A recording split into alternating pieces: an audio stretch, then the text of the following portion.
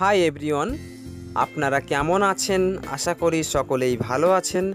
আর এই চ্যানেলের পক্ষ থেকে আপনাদের সবাইকে জানাই আন্তরিক প্রীতি, শুভেচ্ছা, অভিনন্দন।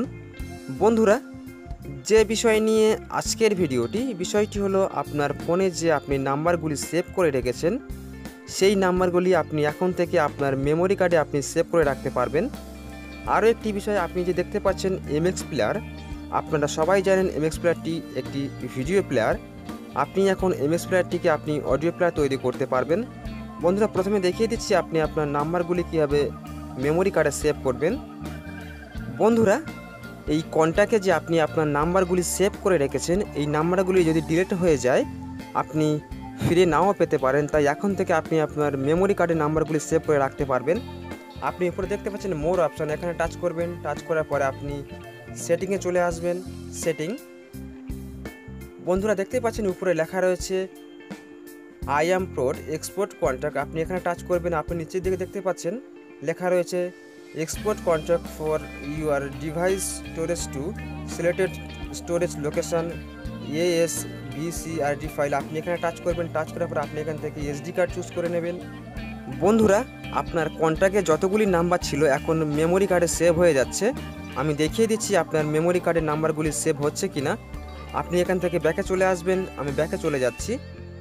ব্যাকে চলে আসার পর আপনি এখান থেকে মাই ফাইলে চলে যাবেন। আমি মাই ফাইলে চলে যাচ্ছি।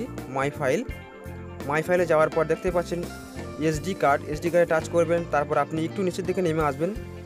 আসলে আপনি দেখতে পাবেন নাম্বারগুলি সেভ হয়ে গেছে কিনা। বন্ধুরা দেখতেই পাচ্ছেন কন্ট্যাক্ট VCF এই ফাইল নামে নাম্বারগুলি সেভ হয়ে গেছে। আপনি এখন মেমোরি কার্ডটি যে কোনো ফোনে লাগিয়ে আপনি যে কোনো ফোনে নাম্বারগুলি আবার পুনরায় সেভ করতে পারবেন। বন্ধুরা, এবারে আসি এমএক্স প্লেয়ারে। আমি আগেই বলেছিলাম এমএক্স প্লেয়ারটি একটি ভিডিও প্লেয়ার। আপনি এখান থেকে যতগুলি ভিডিও ডাউনলোড করবেন আপনি এখান থেকে দেখতে পারবেন। আপনি এখন এই এমএক্স প্লেয়ারটিকে কীভাবে অডিও প্লেয়ার করবেন। বন্ধুরা দেখতে পাচ্ছেন উপরের দিকে 3 ডট, এখানে টাচ করবেন। টাচ করার পর সেটিংয়ে চলে যাবেন। তারপর দেখছেন অডিওতে টাচ করবেন। তারপর এই টিক চিহ্নটি আপনি অন করে দেবেন। এখন আপনার এমএক্স প্লেয়ারটি অডিও প্লেয়ারে পরিণত হয়ে গেছে। আমি দেখিয়ে দিচ্ছি একটি গান চালিয়ে আপনি এমএক্স প্লেয়ারটি কীভাবে অডিও প্লেয়ার হিসাবে ব্যবহার করবেন।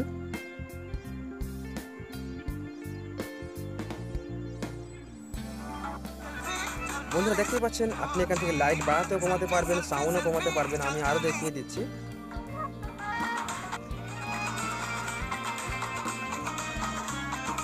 এখান থেকে আগে পিছু করতে পারবেন, স্টপ করতে পারবেন। বন্ধুরা, আপনার যদি মনে হয় যে আমি এমএক্স প্লেয়ারটিকে আর অডিও প্লেয়ার হিসেবে ব্যবহার করতে চাই না, আমি সেম আগে যেমন ছিল ভিডিও সেরকম করতে চাই, তাহলে আপনি উপরে দেখতে পাবেন 3 ডট ডান দিকে মাথায়, এখানে টাচ করবেন। তারপর সেটিংয়ে চলে যাবেন, তারপর অডিও চলে যাবেন, তারপর এই টিকচিহ্নটি আপনি তুলে নেবেন।